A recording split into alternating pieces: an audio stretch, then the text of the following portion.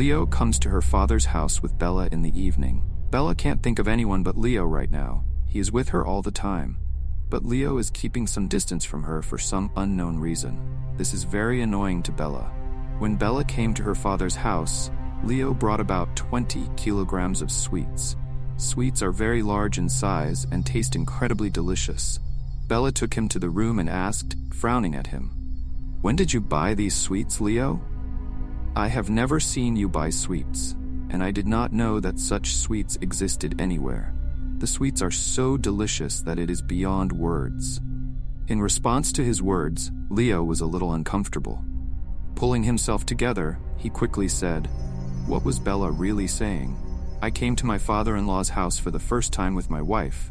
What can I do with my bare hands? So I went around the city and brought the best sweets. And if you don't bring sweets, then you are the one to beat me.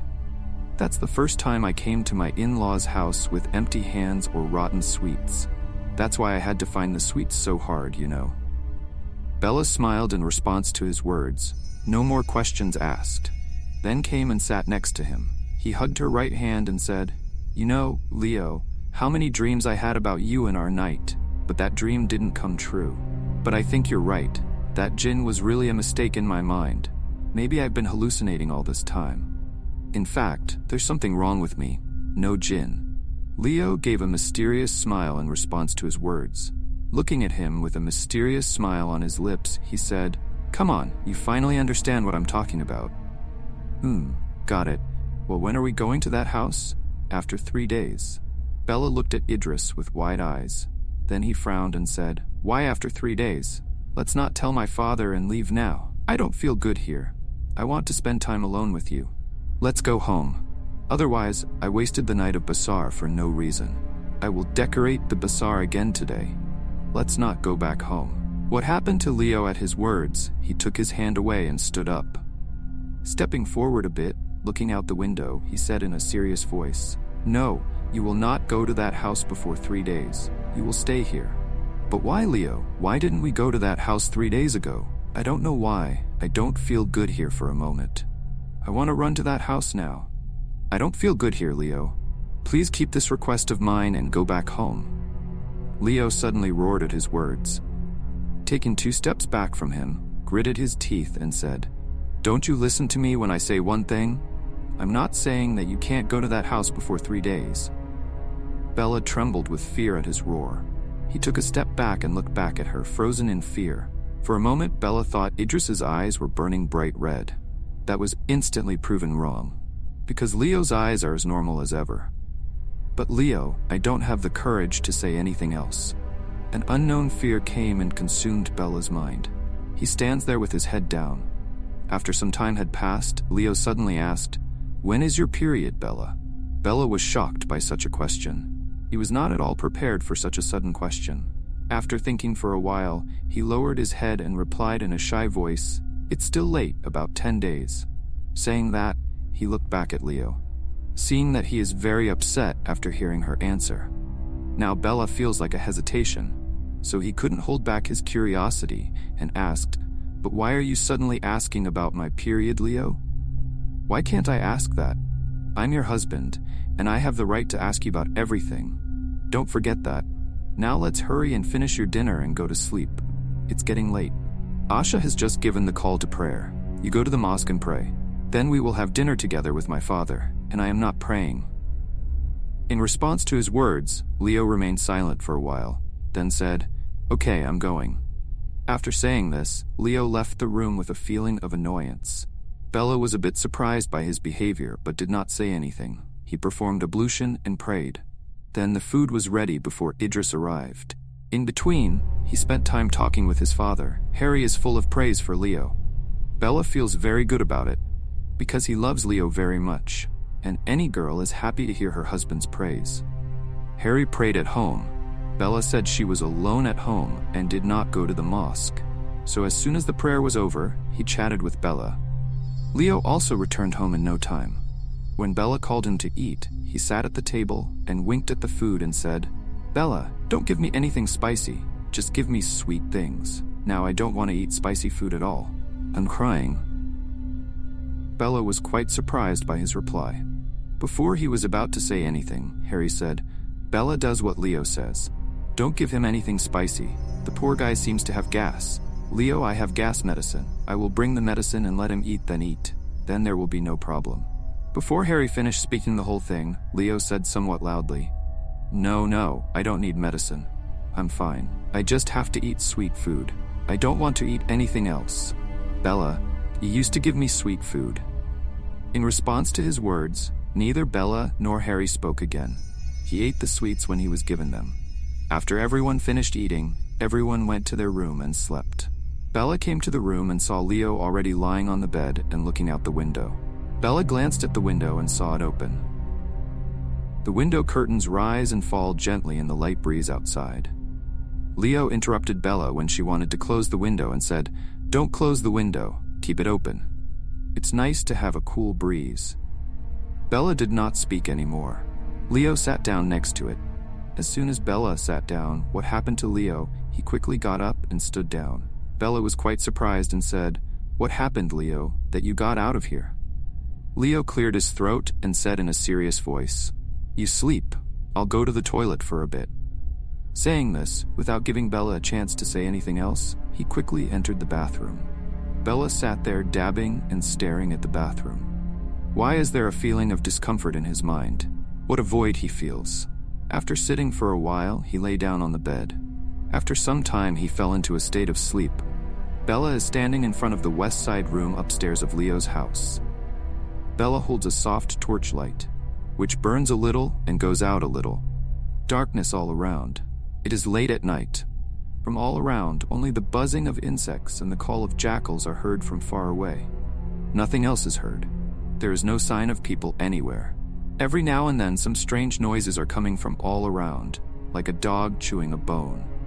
And from the room in front of Bella, the sound of humming is coming again and again. Hearing all the strange sounds around, Bella felt an unknown fear in her mind. He started getting scared.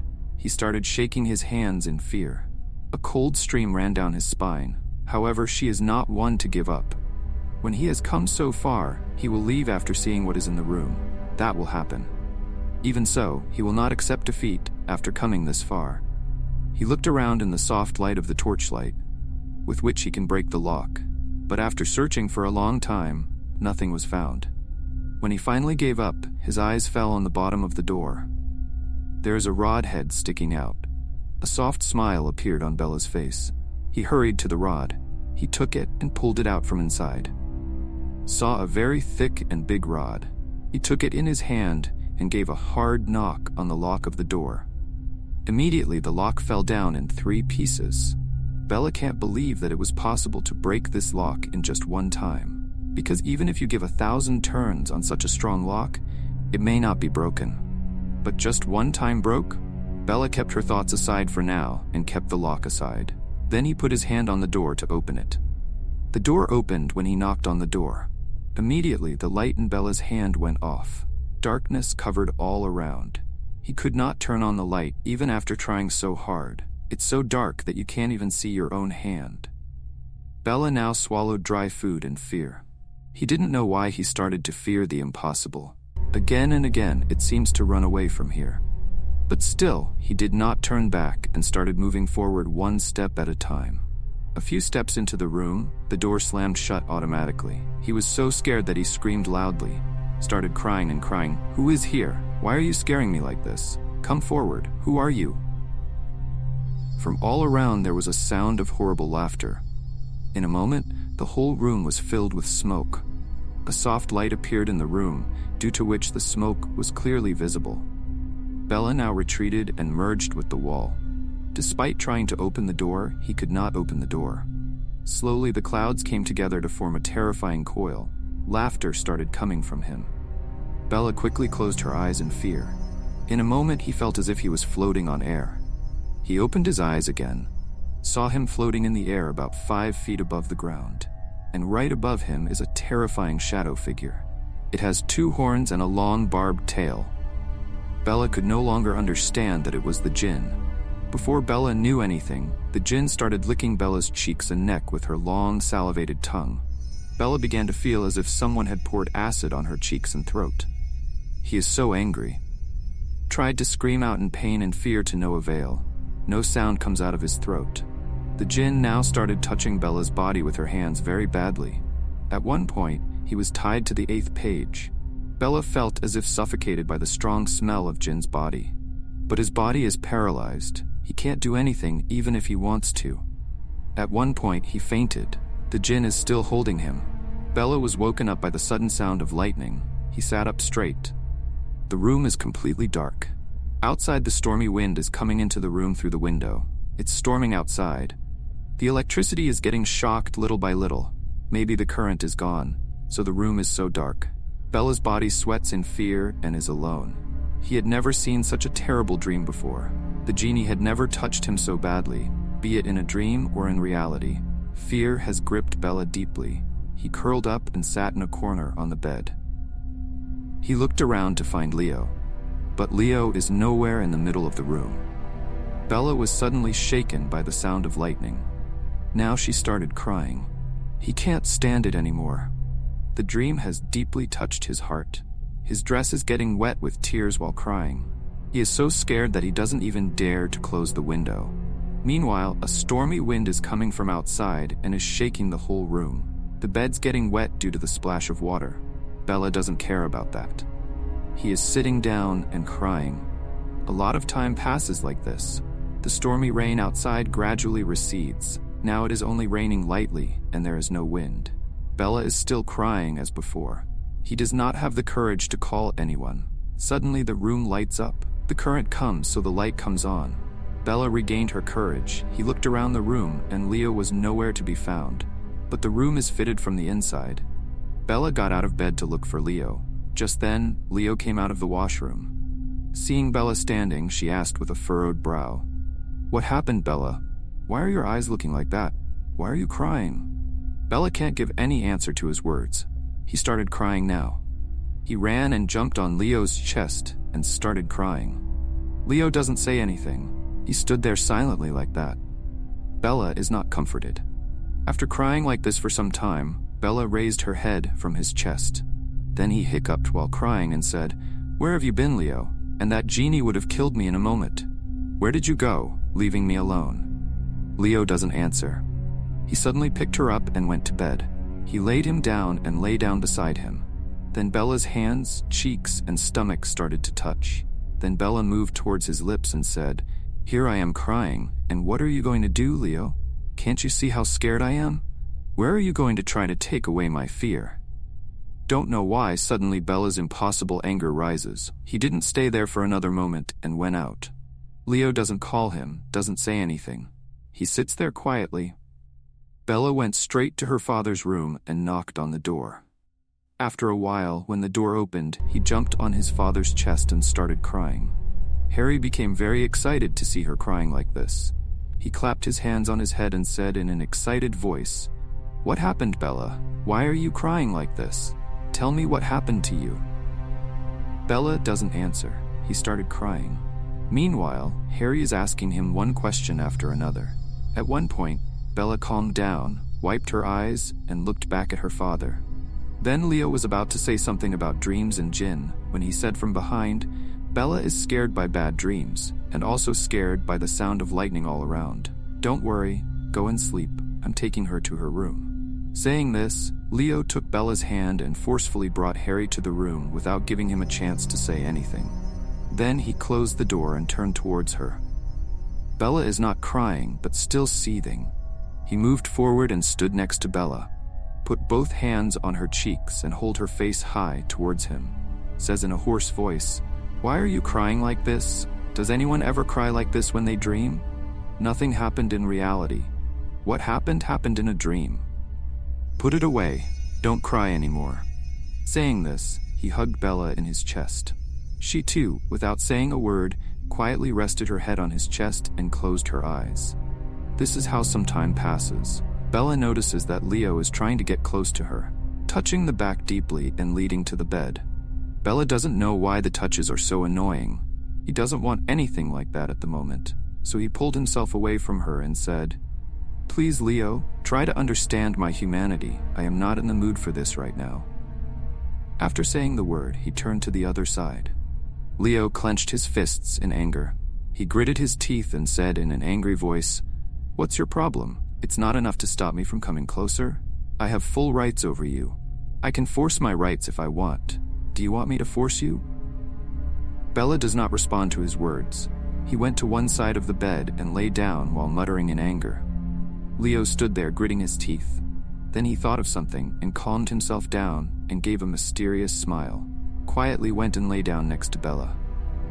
The next morning, after finishing breakfast, Bella said to Harry, "Dad, we will return home after a while. I have cooked more for you. Just heat it up and eat it." Both Harry and Leo looked at him in surprise at his words.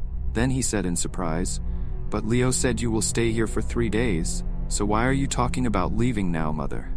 "Actually, Father, I have a job at that house. We will come again in 2 days. Then I will stay for a few days." Before Leo could say anything, Bella stopped him by holding Leo's hand, says, "I have something to talk to you, Leo. Come with me." "Dad, sit down, we're coming." Without giving anyone a chance to say anything else, Bella went to the room with Leo. Then, before he could ask anything, he said, "Look, Leo, I know that I have treated you very badly without knowing it. That is not what I should do. In fact, I can't prepare myself for you if I stay here. So I want us to go back home today. And today is our home. It will be night. Please don't mind." Leo was happy to hear her and agreed. About an hour later, at around 10:30 in the morning, they said goodbye to Harry and left for home. When Leo reached home and opened the veil, he went towards Bella. Bella interrupts him and says, "What's going on, Leo? I just returned home. Is it okay to be so excited right now? Don't be patient. And look, I left the phone at Dad's house by mistake. I didn't even remember to put it in my bag. Please bring the phone to me. Let me go to Dad's house. It only takes 1 hour. Please bring it." Leo felt very annoyed by his reply, but still doesn't say anything. With a serious face, Leo quickly left for Harry's house. As soon as Leo left, Bella quickly went and locked the door. Then, he kind of ran to the room on the west side of the upper floor. In any case, we must enter that room today. Why is his mind drawn towards that room? Whatever he sees in his dream, he prepares to break the lock of the room without thinking about it for now. A lot of searching around doesn't find anything worth breaking the lock. Then his eyes went to the iron sticking out from under the door, which he had seen in his dream. This time, some fear works in Tanisha's mind. He thinks that the dream will not come true. He's not doing anything wrong by ignoring Leo's ban. Still put the thought aside and picked up the rod. By saying Bismillah, a house is placed on top of the lock, and the lock falls down into 3 pieces. That's when another fear came to Tanisha's mind, because the events are completely consistent with the dream. So will the internal events match? His hands and feet started shaking in fear. Still, he doesn't back down. Saying Bismillah, he entered the room by knocking on the door. The room is dark. Nothing is visible. Seeing such darkness in the room during the day, Bella shivered with fear. "I will leave here in my mind, and will not be inside if something is really bad." Thinking about that, Bella steps towards the door to leave the room.